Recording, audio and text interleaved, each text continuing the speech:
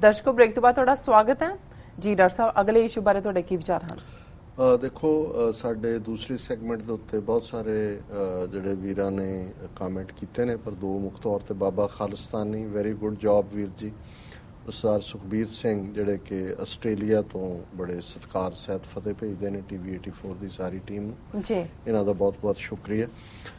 ਅਸੀਂ ਪਹਿਲਾਂ ਗੱਲ ਕਰਕੇ ਹਟੇ ਹਾਂ ਕਿ ਵੀ ਕਿਸ ਤਰੀਕੇ ਦੇ ਨਾਲ ਜਿਹੜੇ ਧਰਮ ਨੇ, ਸਿੱਖ ਧਰਮ, ਈਸਾਈ ਧਰਮ, ਮੁਸਲਮਾਨ, ਦਲਿਤ, ਇਹਨਾਂ ਸਾਰਿਆਂ ਨੂੰ ਹੀ ਨਿਸ਼ਾਨਾ ਬਣਾਇਆ ਹੋਇਆ ਔਰ ਇੱਕ ਜਿਹੜਾ ਬੜਾ ਵਿਉਂਤਬੱਧ ਤਰੀਕੇ ਦੇ ਨਾਲ ਇਤਿਹਾਸਕਤਾ ਨੂੰ ਮਿਟਾਉਣਾ ਜੀ, ਇਹ ਕੰਮ ਵੀ ਚੱਲ ਰਿਹਾ। ਜਿਵੇਂ ਅਸੀਂ ਅਕਸਰ ਇਹ ਗੱਲਬਾਤ ਕਿ ਕਿਵੇਂ ਗੁਰਦੁਆਰਾ ਗਿਆਨ ਗੋਦੜੀ ਜਿਹੜਾ ਗੰਗਾ ਦੇ ਕੰਢੇ ਹਰਿਦੁਆਰ 'ਚ, ਜਿੱਥੇ ਗੁਰੂ ਨਾਨਕ ਸਾਹਿਬ ਨੇ ਪੰਡਤਾਂ ਨੂੰ ਚੈਲੰਜ ਕੀਤਾ ਹੈ, ਉਹਨਾਂ ਦਾ ਸੂਰਜ ਨੂੰ ਪਾਣੀ ਦੇਣਾ ਔਰ ਇਸ ਕਿਸਮ ਦੀਆਂ ਸਾਰੀਆਂ ਹੀ ਕਰਮਕਾਂਡੀ ਗੱਲਾਂ, ਉਸ ਥਾਂ ਤੇ ਗੁਰਦੁਆਰਾ ਗਿਆਨ ਗੋਦੜੀ ਸੁਭਾਇਮਾਨ ਸੀ ਔਰ 1984 ਤੋਂ ਬਾਅਦ ਜਿਸ ਤਰੀਕੇ ਨਾਲ ਇਹਨਾਂ ਨੇ ਉਸ ਨੂੰ ਡਿਸਟਰੋਏ ਕਰਕੇ ਔਰ ਉੱਥੇ ਅੱਜ ਸਕਾਊਟਸ ਦਾ ਦਫ਼ਤਰ ਖੋਲ੍ਹਿਆ ਹੋਇਆ ਹੈ। ਬਾਰ-ਬਾਰ ਸਿੱਖਾਂ ਦੀ ਮੰਗ ਵੀ ਜਿਹੜਾ ਗ੍ਰਿਫਤਾਰੀਆਂ ਦੇਣ ਤੱਕ ਵੀ ਸਿੱਖ ਬਾਹਰੋਂ ਜਾ ਕੇ ਗਏ ਨੇ, ਲੇਕਿਨ ਉਹ ਅੱਜ ਤੱਕ ਰੀਸਟੋਰ ਨਹੀਂ ਕੀਤਾ ਗਿਆ।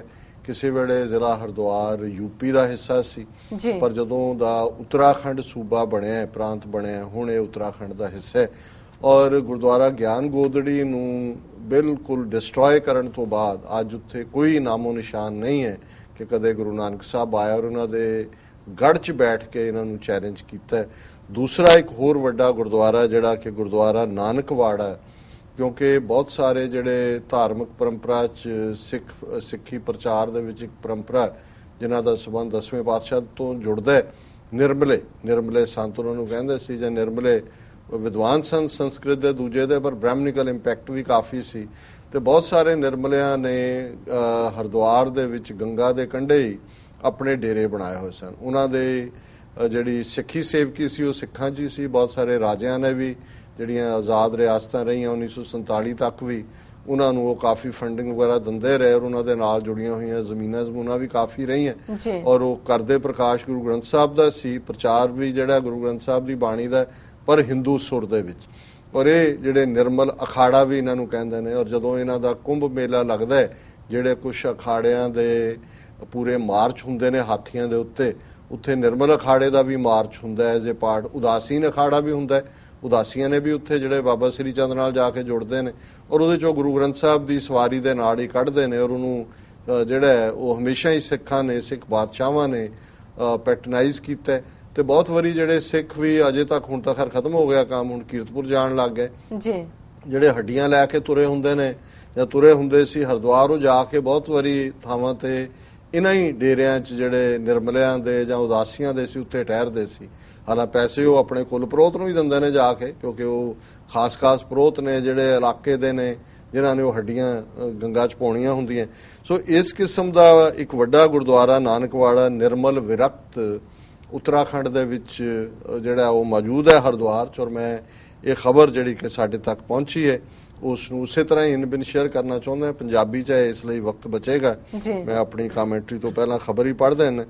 ਹਰਿਦੁਆਰ ਦੀ ਰੇਟ ਲਾਈਨ, ਇੱਥੇ ਦਿੱਲੀ ਕੌਮੀ ਸ਼ਾਹਰਾਹ ਤੇ ਗੰਗਾ ਦੇ ਕਿਨਾਰੇ ਬਣੇ ਹੋਏ 102 ਸਾਲ ਪੁਰਾਣੇ ਇਤਿਹਾਸਕ ਗੁਰਦੁਆਰਾ ਨਾਨਕਵਾੜਾ, ਜਿਸ ਨੂੰ ਨਿਰਮਲ ਵਿਰਕਤ ਵੀ ਕਿਹਾ ਜਾਂਦਾ ਹੈ, ਨੂੰ ਭੂ ਮਾਫੀਆ ਵੱਲੋਂ ਇੱਕ ਵਾਰ ਫੇਰ ਤੋਂ ਵੇਚਣ ਦਾ ਮਾਮਲਾ ਸਾਹਮਣੇ ਆਇਆ ਹੈ।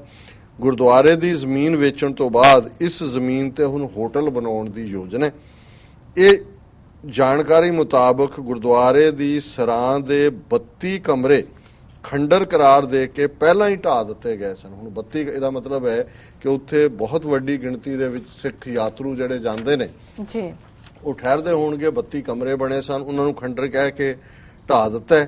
ਗੁਰਦੁਆਰੇ ਦੇ ਨਾਲ ਲੱਗਦੀ ਸਤੀ ਘਾਟ ਤੇ ਸਿੱਖ ਭਾਈਚਾਰੇ ਦੇ ਲੋਕ ਮ੍ਰਿਤਕਾਂ ਦੀਆਂ ਅਸਥੀਆਂ ਜਲ ਪ੍ਰਵਾਹ ਕਰਨ ਲਈ ਆਉਂਦੇ ਹਨ, ਜਿਹੜੇ ਅਜੇ ਵੀ ਬ੍ਰਹਮਨਿਕਲ ਸਿਸਟਮ ਯਕੀਨ ਰੱਖਦੇ ਨੇ। ਭੂ ਮਾਫੀਏ ਦੇ 2 ਗਰੁੱਪ ਇਸ ਗੁਰਦੁਆਰੇ ਦੀ ਜ਼ਮੀਨ ਹੜਪਣਾ ਚਾਹੁੰਦੇ ਹਨ, ਜਿਨ੍ਹਾਂ ਵਿੱਚੋਂ ਇੱਕ ਭਾਜਪਾ ਤੇ ਇੱਕ ਕਾਂਗਰਸ ਨਾਲ ਸੰਬੰਧਿਤ ਹੈ। ਭਾਜਪਾ ਵਾਲਾ ਧੜਾ ਗੁਰਦੁਆਰੇ ਤੇ ਕਾਬਜ਼ ਸੀ ਤੇ ਭੂ ਮਾਫੀਏ ਦੇ ਹੌਸਲੇ ਇੰਨੇ ਬੁਲੰਦ ਹਨ ਕਿ ਇੱਕ ਧੜੇ ਦੇ ਕਾਬਜ਼ ਹੁੰਦੇ ਆ ਕਾਂਗਰਸ ਦੇ ਧੜੇ ਨੇ ਗੁਰਦੁਆਰੇ ਦੇ ਜ਼ਮੀਨ ਦੀ ਰਜਿਸਟਰੀ ਕਰਵਾ ਦਿੱਤੀ ਹੈ। ਗੁਰਦੁਆਰੇ ਦੀਆਂ ਹੁਣ ਤੱਕ 8 ਰਜਿਸਟਰੀਆਂ ਤੇ 6 ਸੇਲ ਐਗਰੀਮੈਂਟ ਹੋ ਚੁੱਕੇ। ਹੁਣ ਅੰਦਾਜ਼ਾ ਲਾਓ ਵੀ ਬੀਜੇਪੀ ਤੇ ਕਾਂਗਰਸ ਦੋਨੋਂ ਹੀ ਲੁੱਟਣ ਤੇ ਲੱਗੇ ਹੋਏ ਨੇ, ਕਿਉਂਕਿ ਉੱਤਰਾਖੰਡ ਦੇ ਵਿੱਚ ਇਸ ਵੇਲੇ ਕਾਂਗਰਸ ਦੀ ਸਰਕਾਰ ਹੈ ਤੇ ਬੀਜੇਪੀ ਦੀ ਪਹਿਲਾਂ ਰਹੀ ਹੈ। ਹਰੀਸ਼ ਰਾਵਤ ਹੁਣੇ ਮੁੱਖ ਮੰਤਰੀ ਹਰੀਸ਼ ਰਾਵਤ ਦੇ ਸਲਾਹਕਾਰ ਰਣਜੀਤ ਰਾਵਤ ਨਾਲ ਜੁੜੇ ਭੂ ਮਾਫੀਆ ਨੂੰ ਗੁਰਦੁਆਰੇ ਦੇ ਕੇਅਰ ਟੇਕਰ ਪ੍ਰਵੀਨ ਯਾਦਵ ਨੇ ਗੁਰਦੁਆਰੇ ਦੀ 1280 ਵਰਗ ਮੀਟਰ ਜ਼ਮੀਨ 80 ਲੱਖ ਵਿੱਚ ਵੇਚ ਦਿੱਤੀ ਹੈ, ਜਦ ਕਿ ਇਸ ਦੀ ਕੀਮਤ 4 ਕਰੋੜ ਤੋਂ ਵੀ ਵੱਧ ਹੈ। ਹੁਣ ਜਿਹੜਾ ਜ਼ਮੀਨ ਖਰੀਦ ਰਿਹਾ ਹੈ ਉਹ ਹਰੀਸ਼ ਰਾਵਤ ਜਿਹੜਾ ਚੀਫ ਮਿਨਿਸਟਰ ਹੈ ਉਹਦਾ ਮੇਨ ਸਲਾਹਕਾਰ ਹੈ ਰਣਜੀਤ ਰਾਵਤ, ਜ਼ਾਹਰ ਹੈ ਰਿਸ਼ਤੇਦਾਰ ਵੀ ਹੋਏਗਾ, ਔਰ 4 ਕਰੋੜ ਦੀ ਜ਼ਮੀਨ ਜਿਹੜੀ ਹੈ ਉਹਨੂੰ 80 ਲੱਖ 'ਚ ਵੇਚੀ। ਦੂਜਾ ਧੜਾ ਭਾਜਪਾ ਨਾਲ ਸੰਬੰਧਿਤ ਸਾਬਕਾ ਮੁੱਖ ਮੰਤਰੀ ਰਮੇਸ਼ ਪੋਖਰੀਆਲ ਦੇ ਕਰੀਬੀ ਤੇ ਹਰਿਦੁਆਰ ਤੋਂ ਭਾਰਤੀ ਜਨਤਾ ਪਾਰਟੀ ਦੇ ਸਾਂਸਦ ਸੁਖਦੇਵ ਸਿੰਘ ਨਾਮਧਾਰੀ, ਜਿਹੜਾ ਕਿ ਪੌਂਟੀ ਚੱਡਾ ਮਾਮਲੇ 'ਚ ਜੇਲ੍ਹ 'ਚ ਬੰਦ ਹੈ, ਦਾ ਧੜਾ ਹੈ, ਜਿਸ ਦੇ 25-30 ਸੇਵਾਦਾਰ ਗੁਰਦੁਆਰੇ ਅੰਦਰ ਸੇਵਾ ਕਰਦੇ। ਹੁਣ ਦੂਜਾ ਤੁਸੀਂ ਪੌਂਟੀ ਚੱਡਾ ਨਾ ਲਓ ਤੇ ਫਿਰ ਉਹ ਨਾਮਧਾਰੀਆਂ ਦਾ ਦੂਜਾ ਜਿਹੜਾ ਮਾਫੀਆ ਟੋਲਾ। ਅਜਿਹੀ ਕਾਰਵਾਈ ਤੋਂ ਬਾਅਦ ਇਹਨਾਂ ਦੋਵਾਂ ਧੜਿਆਂ ਵਿੱਚ ਵਿਵਾਦ ਵਧਣ ਦੇ ਆਸਾਰ ਹਨ ਤੇ ਅਜਿਹੇ ਮਾਹੌਲ ਵਿੱਚ ਜਿੱਥੇ ਇਤਿਹਾਸਕ ਧਰੋਹਰ ਦੇ ਮਿਟਣ ਦਾ ਖਤਰਾ ਪੈਦਾ ਹੋ ਗਿਆ ਹੈ, ਉੱਥੇ ਹੀ ਸੰਗਤ ਨੂੰ ਵੀ ਦਰਸ਼ਨ ਕਰਨ ਵਿੱਚ ਪਰੇਸ਼ਾਨੀ ਹੁੰਦੀ। ਹੁਣ 102 ਸਾਲ ਪੁਰਾਣਾ ਇਤਿਹਾਸਕ ਗੁਰਦੁਆਰਾ, ਦੋਨੋਂ ਹੀ ਬੀਜੇਪੀ ਤੇ ਕਾਂਗਰਸ ਦੇ ਗੁੰਡੇ ਉਸ ਦੀਆਂ ਜ਼ਮੀਨਾਂ ਵੇਚ ਰਹੇ ਨੇ ਔਰ ਸੰਗਤ ਦੀ ਐਕਸੈਸ ਇਸ ਲਈ ਹੌਲੀ ਹੌਲੀ ਬੰਦ ਹੋ ਰਹੀ ਹੈ ਕਿ ਮੁੜ ਕੇ ਜਿਹੜਾ ਥੋੜਾ ਬਹੁਤ ਦੀਵਾਨ ਹਾਲ ਹੋਏਗਾ ਉਹਨੂੰ ਵੀ ਢਾਹ ਕੇ ਜਿਹੜਾ ਉਹਦੇ ਤੇ ਕੋਈ ਹੋਟਲ ਹਾਟਲ ਬਣਾ ਦੇਣਗੇ। ਸ਼੍ਰੋਮਣੀ ਕਮੇਟੀ ਦਫ਼ਤਰ ਨਾਲ ਸੰਪਰਕ ਕਰਨ ਤੇ ਉਹਨਾਂ ਕਿਹਾ ਕਿ ਮਾਮਲਾ ਉਹਨਾਂ ਦੇ ਧਿਆਨ ਵਿੱਚ ਆ ਗਿਆ ਤੇ ਨਿਯਮਾਂ ਮੁਤਾਬਕ ਜਲਦ ਕਾਨੂੰਨੀ ਕਾਰਵਾਈ ਕਰਨਗੇ। ਜ਼ਿਕਰਯੋਗ ਹੈ ਕਿ ਹਰ ਕੀ ਪੌੜੀ ਤੇ ਬਣੇ ਹਰਿਦੁਆਰ ਦੇ 450 ਸਾਲ ਪੁਰਾਣੇ ਇਤਿਹਾਸਕ ਗੁਰਦੁਆਰਾ ਗਿਆਨ ਗੋਦੜੀ ਦੀ ਹੋਂਦ ਪਹਿਲਾਂ ਹੀ ਮਿਟਾ ਦਿੱਤੀ ਗਈ ਹੈ। ਸੋ ਹੁਣ ਤੁਸੀਂ ਅੰਦਾਜ਼ਾ ਲਾ ਲਓ ਕਿ ਗੱਲ ਕਿੱਧਰ ਨੂੰ ਜਾ ਰਹੀ ਹੈ, ਕੀ ਬਣਿਆ ਹੋਇਆ। ਔਰ ਜਿਹੜੇ ਸਾਡੇ ਅਜੇ ਵੀ ਭੁੱਲੜ ਜਿਹੜੇ ਵੀਰ ਭੈਣਾਂ ਨੇ ਉਹ ਸਮਝਦੇ ਨੇ ਜੀ ਭਾਰਤ ਦੇ ਵਿੱਚ ਅਸੀਂ ਬਹੁਤ ਖੁਸ਼ ਹਾਂ ਜੀ, ਉੱਥੇ ਸਾਨੂੰ ਕੀ ਹੋਇਆ ਜੀ, ਅਸੀਂ ਬਹੁਤ ਕਾਰੋਬਾਰ ਕਰਦੇ ਹਾਂ ਅਸੀਂ। ਹੁਣ ਇਹਨਾਂ ਨੇ ਆਪਣਾ ਬਿਲਕੁਲ ਇਹ, ਕਿਉਂਕਿ ਜਦੋਂ ਹਰਿਦੁਆਰ ਦੇ ਵਿੱਚ ਜਾਂ ਕੁਰੂਕਸ਼ੇਤਰ 'ਚ ਜਾਂ ਬਨਾਰਸ 'ਚ ਜਾਂ ਗੋਦਾਵਰੀ ਦੇ ਕੰਢੇ ਜਿੱਥੇ ਜਿੱਥੇ ਇਹਨਾਂ ਦੇ ਬ੍ਰਹਿਮਨਿਕਲ ਪ੍ਰੈਕਟਿਸਿਸ ਨੂੰ ਚੈਲੰਜ ਕੀਤਾ ਹੈ ਗੁਰੂ ਸਾਹਿਬਾਨ ਨੇ, ਜਿਹੜੇ ਚਾਰੋਂ ਹੀ ਸ਼ਹਿਰ ਮੈਂ ਲਏ ਨੇ ਨਾ ਇਹਨਾਂ ਦਾ ਦੇ ਇੱਥੇ ਗੁਰੂ ਸਾਹਿਬ ਗਏ ਨੇ, ਚੈਲੰਜ ਕੀਤਾ ਇਹਨਾਂ ਨੂੰ, ਗੁਰਦੁਆਰੇ ਸੁਭਾਇਮਾਨ ਨੇ। ਸੋ ਹਰਿਦੁਆਰ ਦਾ ਗਿਆਨ ਗੋਦੜੀ ਮਿਟਾ ਦਿੱਤਾ ਹੈ, ਇਸ ਨੂੰ ਨਾਨਕਵਾੜਾ ਵੀ ਜਿਹੜਾ ਹੈ ਉਹ ਖਾ ਜਾਣਗੇ।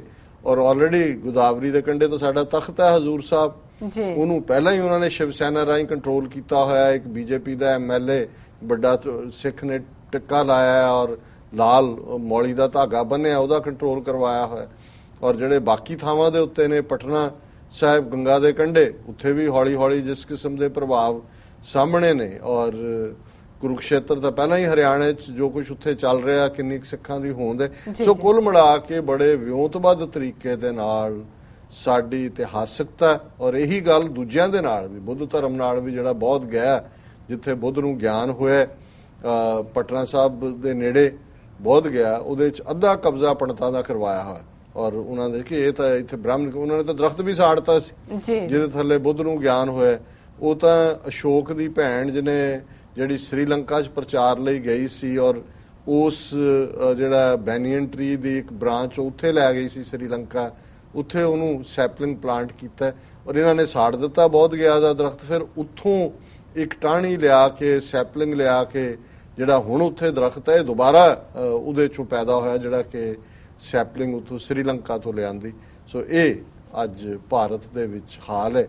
ਔਰ ਹੁਣ ਤੁਸੀਂ ਅੰਦਾਜ਼ਾ ਲਾ ਲਓ ਕਿ ਕਿੰਨੇ ਕੁ ਅਸੀਂ ਆਜ਼ਾਦ ਹੈ ਤੇ ਕਿੰਨਾ ਕੁ ਸਾਡਾ ਉੱਥੇ ਵਕਾਰ ਰਹਿ ਗਿਆ ਜਾਂ ਸਾਡੀ ਇਤਿਹਾਸਕਤਾ ਰਹਿ ਜਾਏਗੀ। ਜੀ ਡਾਕਟਰ ਸਾਹਿਬ, ਤੁਹਾਡਾ ਬਹੁਤ ਬਹੁਤ ਸ਼ੁਕਰੀਆ। ਇੱਥੇ ਲੈਣੇ ਬ੍ਰੇਕ।